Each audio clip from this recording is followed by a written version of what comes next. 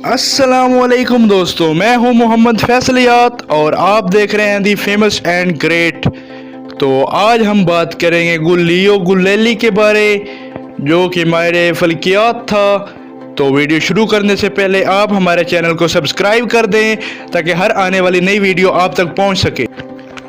गुलियो गुलेली 1564 ta 1642 अतालवी माहिर फल्कियात, साइंसदान और फलसफी जिन्होंने साइंसी इनकलाब में अहम किरदार अदा किया।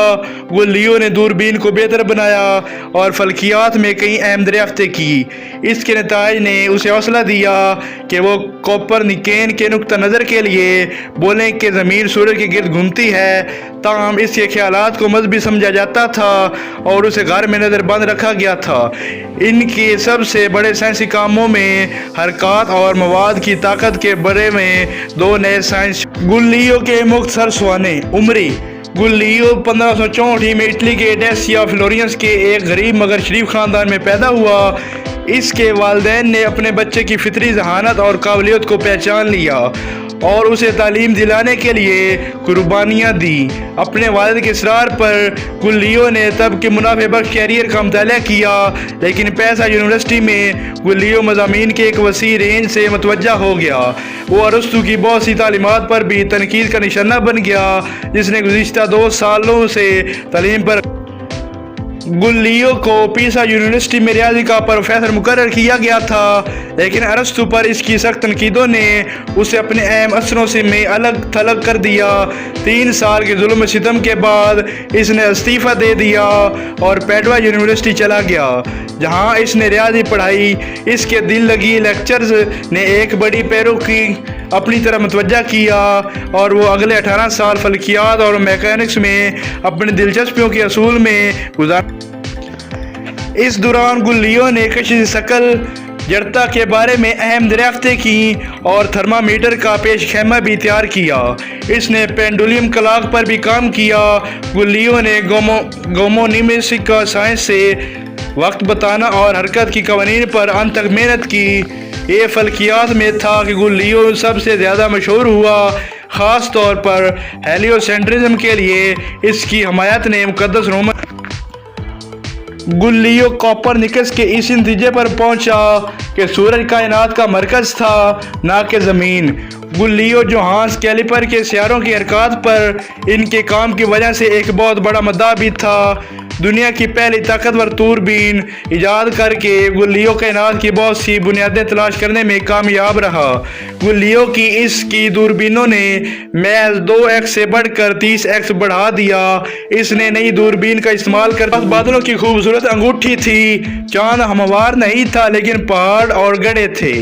अपनी दूरबीन का इस्तेमाल करते हुए इसने मुश्तरी की 4 चांद दरियाफ्त किए, लोगेमानिस्टो, गिलिस्टो और एरपिया। इसने ये भी नोट किया कि ये चांद सूरज की बजाय मुश्तरी के गिर्द घूमते हैं।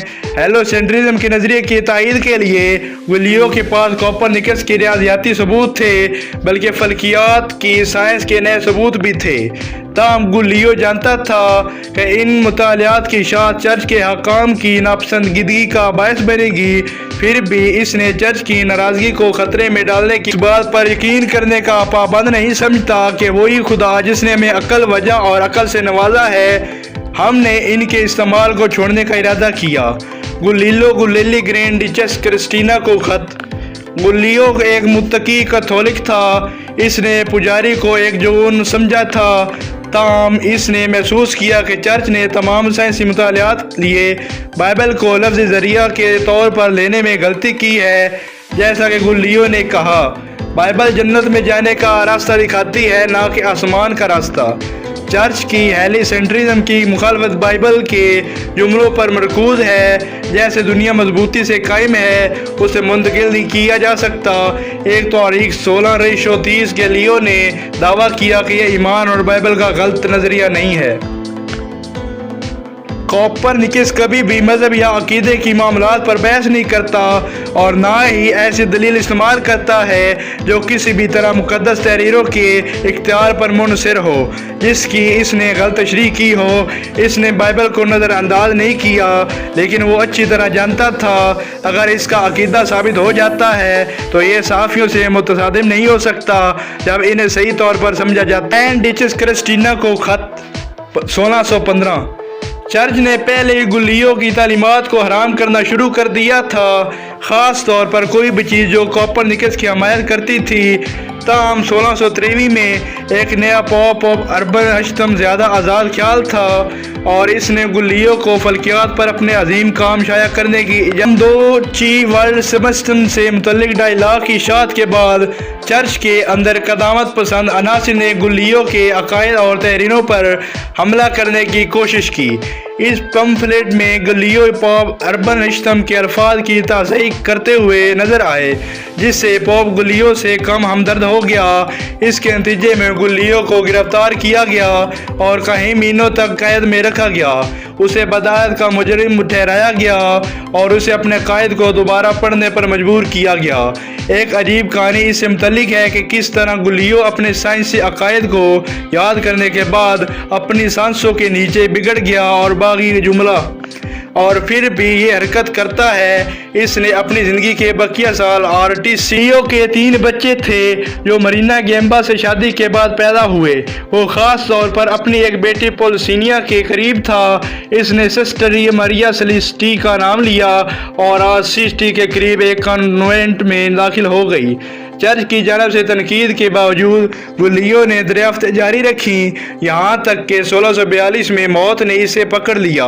इसने नए साइंसों पर इनके पहलू काम का खुलासा किया, जिसे अब कीनीमेटिक्स और मवाद की ताकत कहा जाता है। साइंसी इनकलाब में गुल्लियों की अहम शराकत में से एक ये था कि कवानीन फितरत को रियाजी के लिहाज से पेश किया जाए, बल्कि नज़रियात की तैयारी के लिए तजर्बे और इस अजीम किताब में लिखा गया है जो कभी हमारी आंखों के सामने पड़ी है।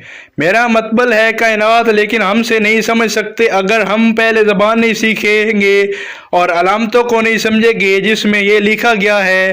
ये किताब रियाजी की ज़बान में लिखी गई। गुल्लियो एल सागोटूर 1623।